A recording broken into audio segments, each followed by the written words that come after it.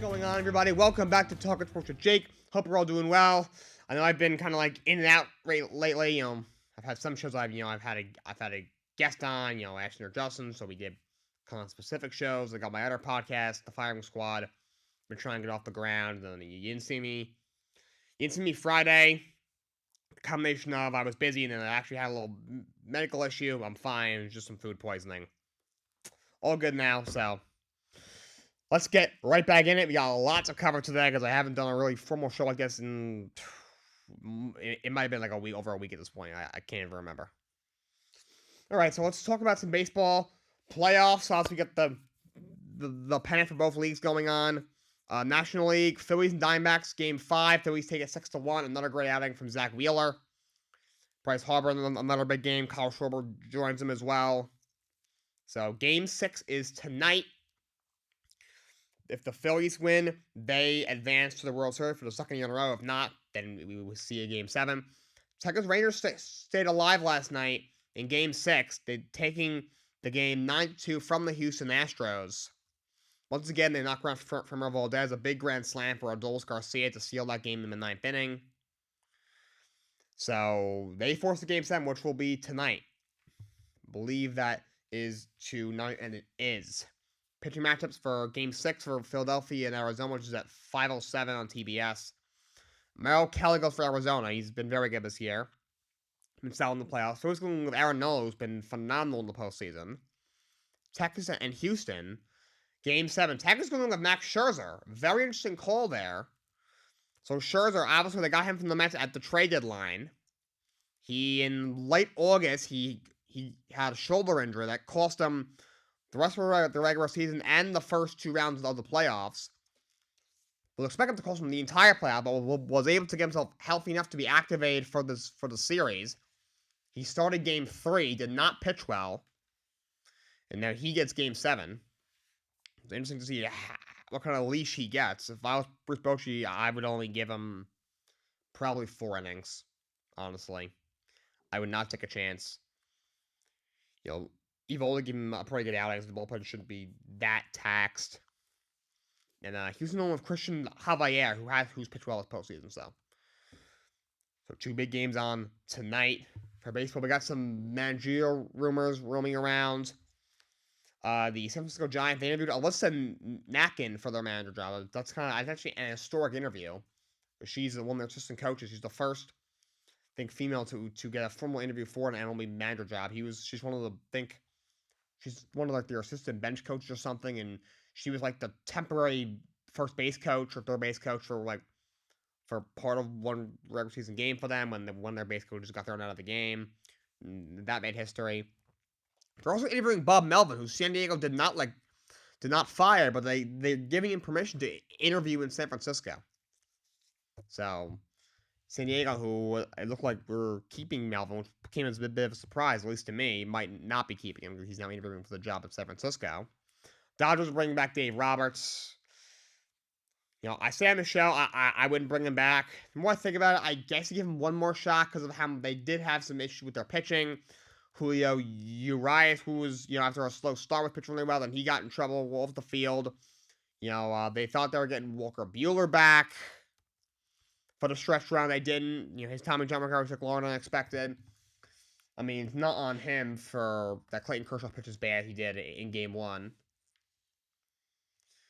So, so he didn't do a good job in the series. They keep choking the playoffs. He's been there for all of them.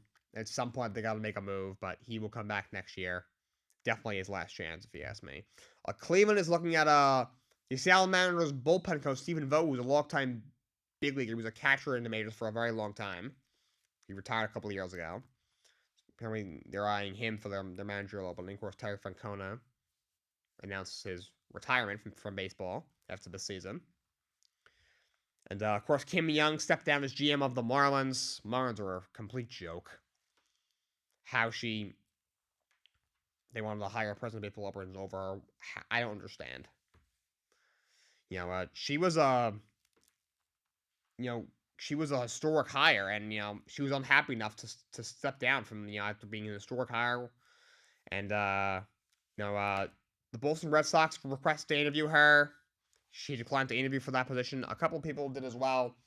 Dodgers general manager Brandon Gomes, Twins president of baseball operations Derek Fulvey, as well as Phillies GM Sam Fold. They all declined. I get Gomes, Fulvey, and Fold because they already have full-time spots. They're happy where they are. Brandon Gomes, the Dodgers been there a while. Derek Fulvey, the president of operation with the Twins, you argue that's a downgrade. And then Sam Fold, he's obviously very happy in Philadelphia. Him and Dave Dombrowski have built a really good squad in Philadelphia. So that's that. But Kim Young, I was kind of surprised that she didn't even want to interview for the position. She was connected to the Red Sox. I believe she knows Alex Cora, their manager, somehow. They have some sort of relationship. I'm not sure how. I do believe they know each other. Being said, the Boston Red Sox, they pulled the plug very, very early on their managers and GMs. I mean, look at their managers. John Farrell won a World Series in 2013. A couple years later, after a couple first round exits, they got rid of him. Terry Francona won 2 World Series. Had a couple knock right years. They back out of him. Prior to Cora, of course Cora when he got suspended for the year. Before he even got suspended, they fired him just outright. So they're very quick, to make the move. So, job security isn't all that great in Boston. You look at their executives, Dave Dombrowski wins the World Series a year or two later. He's out of a job. Shane Bloom, comes in. A lot of that was self-induced, but they didn't even wait for her. He's only there a couple of years. Didn't even wait. They fired him mid-season. So just John Henry he's very, very impatient. And that team doesn't have a ton of direction. We don't know, are they contender? Are they retooling? They have a couple nice prospects, but don't really have the farm system, that some other teams do to rebuild. And they're such a good division. They're not as good as the Baltimore Orioles. I don't think they're as good as the Tampa Bay Rays. They're maybe as good as Toronto, but that's a stretch. So they're the 4th best team in their division. At best, the Yankees won't be bad forever. In fact, although I do think their games aren't the same juggernaut, within a year or two, they'll at the very least they'll be back in the playoffs, I'm sure. So they might be the worst team in the toughest division in baseball. I mean, yes, they are in an easier division. Maybe they win a few more games, but the reality is they're in a really tough division. You gotta win 90 games. You even have a shot of sniffing the playoffs in that division. And Boston the last 2 years have been very, very mediocre. Really haven't. Also, they won the World Series in 2018. 2 years ago they were in the ALCS, but the last year have been very mediocre. Obviously, the Red Sox, they went 86 years we've had a World Series. Then they won 4 in a 15-year span. And I believe they've only won one, maybe 2 playoff series over the last 4 or 5 years. Which they are the most successful baseball team of the 2000s. Obviously, they have won 4 World Series, but they were bad and mediocre and had their heart broken for so many years. They just can't afford to have another mediocre stretch for even if it's 8 or 9 years. That's just too long for them. So for a couple of guys up for Baseball Hall of Fame, a couple of managers, Cito Gaston. He was in Toronto for a bit. Not sure if he'll get in, but he's up. Jim Leyland is up for a nomination. I think he should get in. He was in Detroit for a while. He took them to a World Series. He was in Pittsburgh for a bit. Was in Miami. I believe he won a World Series in Miami. I think he should get in. Managed for a very long time. Lou Piniella is up for the Hall of Fame. He should probably get in. He was a great manager. As is Davey Johnson, who managed forever. He was a manager of the 86 Mets. He finished in Washington about 12 or 14 years ago. He was in baseball for a long time. He played baseball. He's funny. He was on the Baltimore Orioles team in 1969 that lost to the Mets in the World Series, the Miracle Mets, and he managed the Mets in '86 when they won the World Series. So Davey Johnson's actually been a part of both the Mets World Series wins, just on either side of the coin. He was a great manager for a long time for a lot of teams. One of his main teams was the Mets, of course, winning a World Series here in 1986. It's crazy. I started watching baseball in 2009. I was in probably like second grade or something. And at that point, I knew, like, cause my dad, he informed me, all about how great the '86 Mets team was, and the manager was Davey Johnson. And I remember, like, wait, whenever he would talk, like 2010 or 2011, Davey Johnson was managing Washington. I was like, wait, wasn't he the manager of the Mets in 1986? How is he still coaching? So he managed for a very long time. So I'm hoping he gets in as well. Some basketball news: Klay Thompson, his extension talks with the Warriors have not gone well. Looks like he'll be a free agent after the season. It'll be very interesting to see if he goes anywhere. I mean, if Golden State has another first round exit, like if they lose in the first round this year, it might be time for them to realize, okay, our window's closed. Well, let's retool. Let's try to move Chris Paul out of here. Maybe that didn't work. Let's let Klay go. Maybe work out a sign trade. Do you shop Draymond? So we'll see what happens. But if they're ever to win a playoff series, he'll probably come back. Probably on a 4-year deal. Probably worth 35 million a year, and they'll try and continue to retool and try to get one more championship out of his career before Steph Curry, Klay Thompson, Draymond Green retire, and before Steve Kerr moves on. Obviously with the luxury tax penalty as harsh as they are now, it's gonna be hard. It was hard enough to keep his team together. When they were winning championships every year. Now it's gonna be even harder, and now their team obviously isn't as good. Of course, losing in the second round last year to the Lakers. This year, personally, by my NBA preview will be tomorrow. That's gonna happen tomorrow. It's opening night for NBA tomorrow. Preview will be tomorrow. So, I'm not expecting a whole lot from them. I don't love the Chris Paul move. I'll talk about that more tomorrow, but yeah, that's what should be tomorrow. I got some stuff to do tomorrow, actually. I should be okay. But Klay, looks like he's hitting the market. James Harden, he's been skipping practice. Found things a mess. Clippers offer the first pick for a pick swap. A couple expiring deals for him. Harden, for Harden. Sixers want 2 first-round picks and Terrence Mann for him. Clippers don't want to give up Terrence Mann for Harden. So it's a whole mess. Daryl Morey called the Clippers on serious. I think he should shut up. He's not that good of a GM. The Thunder got 2 second-round picks, as well as Kevin Porter Jr. in a trade where they sent Victor Oladipo and Jeremiah Robinson Earl to the Rockets. Kevin Porter Jr. is going to be waived. If you ask me, his basketball career, at least in the NBA, is over.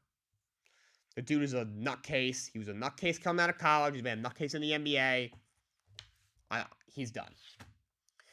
Maybe he'll be able to play in the CBL, or maybe he can get into coaching at the high school or college level if he gets his life together. But first things first, he needs to get his life together. Go get help. Get yourself together. Then maybe you can think about, all right, let's try and play overseas. Let's try and maybe get into coaching at the high school level, at the college level. But his career in the NBA is over.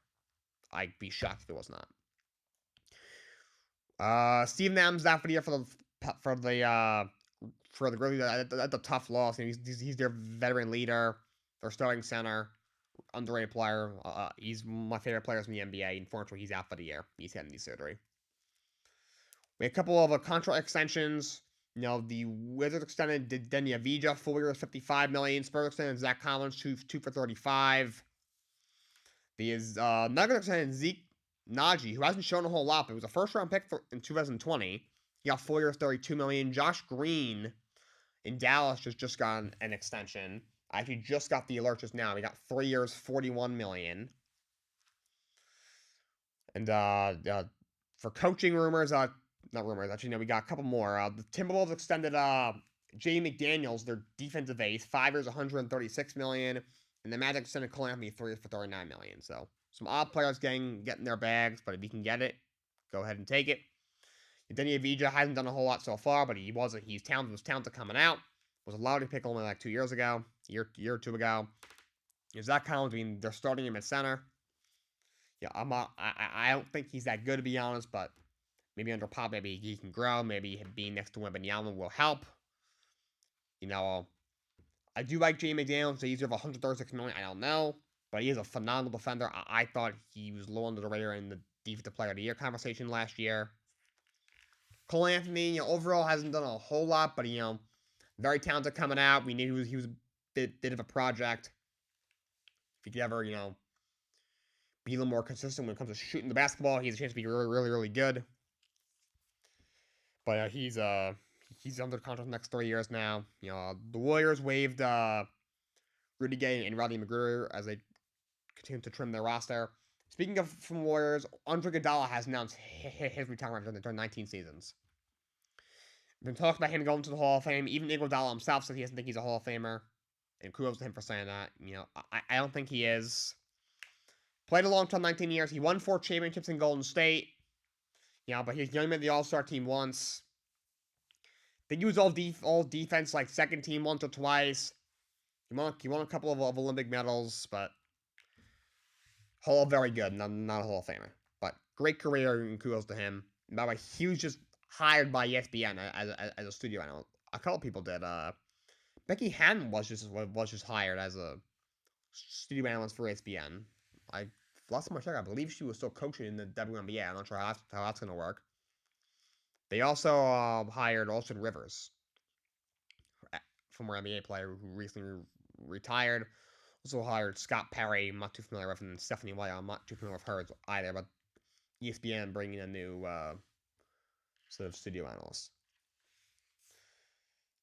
On to hockey.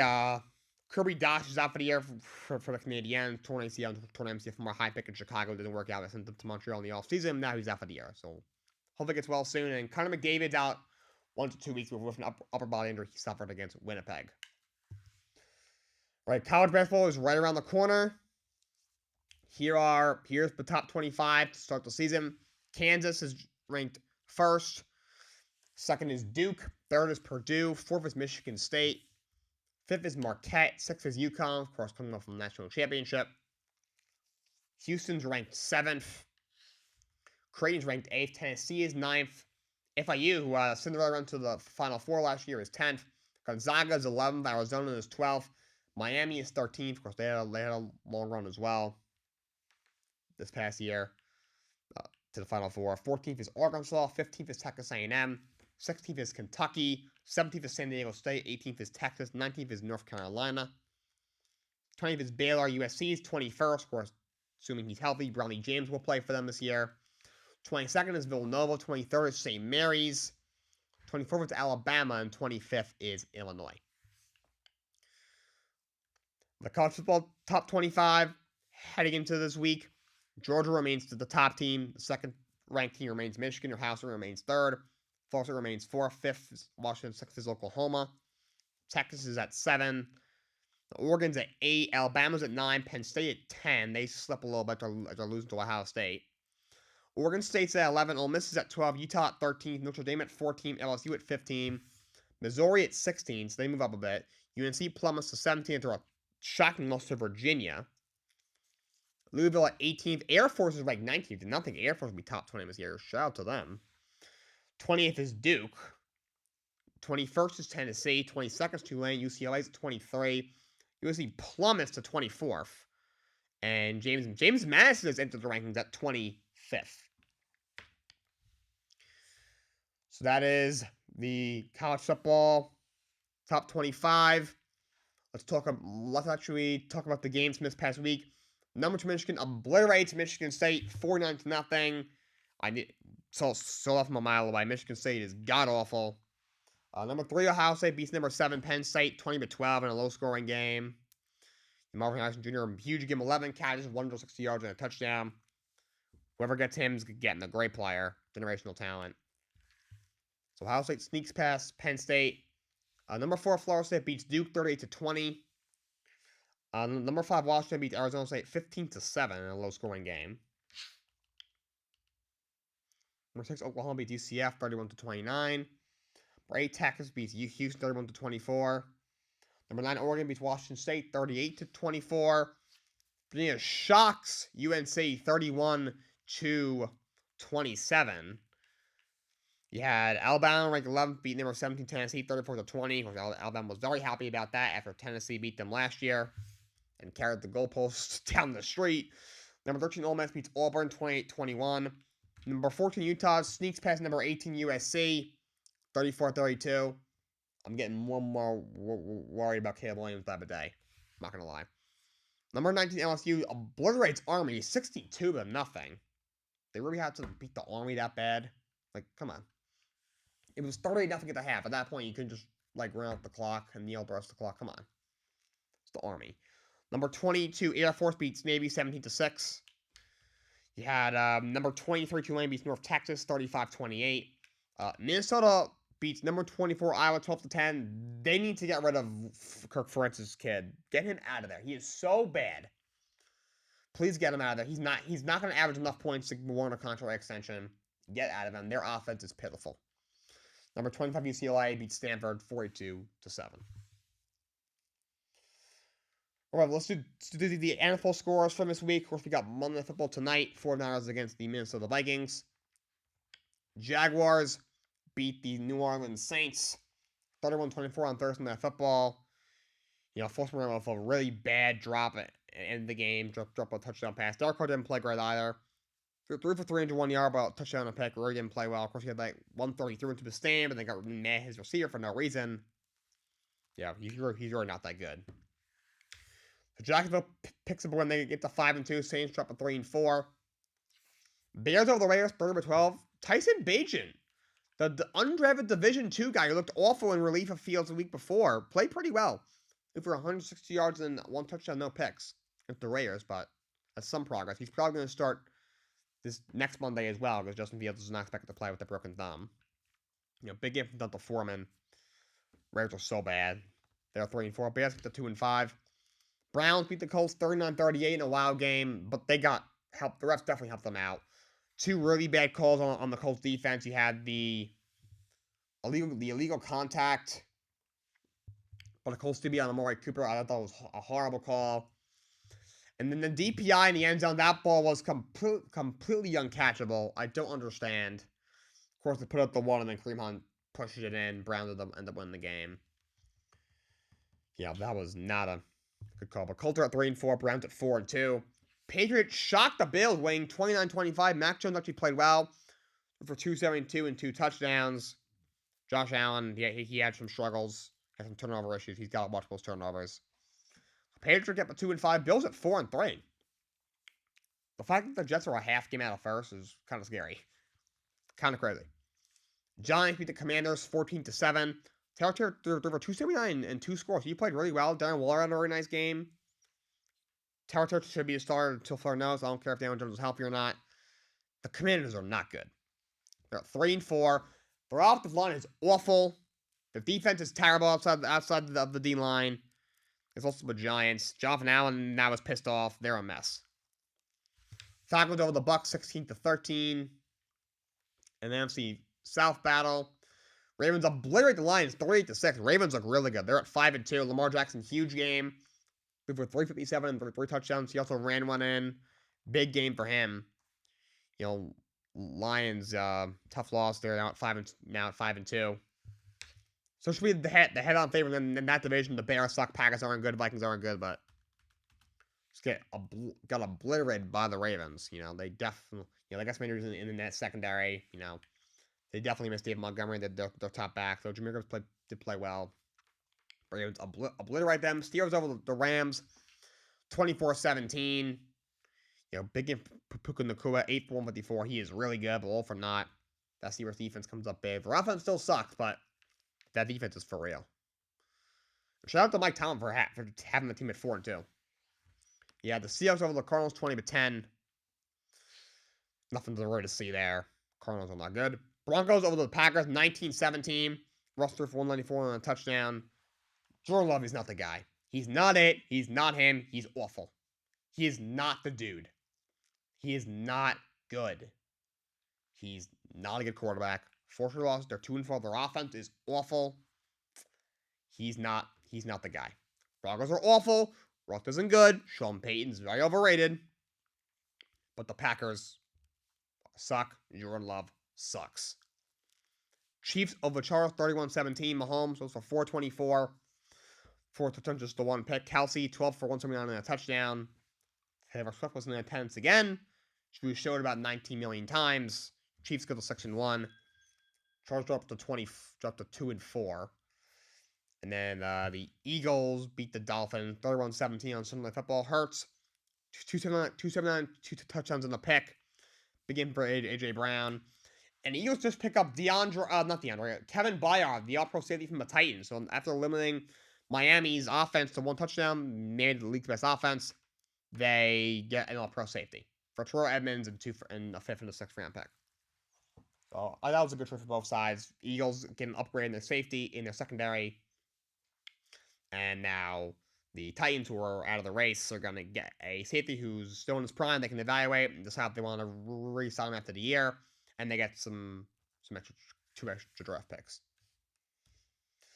So those are the NFL scores from this week. The NFL news, we got Thomas Brown, the Panthers offensive coordinator. He's in a couple of plays now. It's been Frank Reich. Thomas Brown's in a couple of plays now. The in-person heckler interviews were pushed back till after the divisional round of the playoffs. If an assistant coach is still coaching, he won't interview to watch the Super Bowl after he loses anyway. But is what it is. Cameron Jones last week got arrested again. He really needs to get some help. I really hope he gets some help, seriously.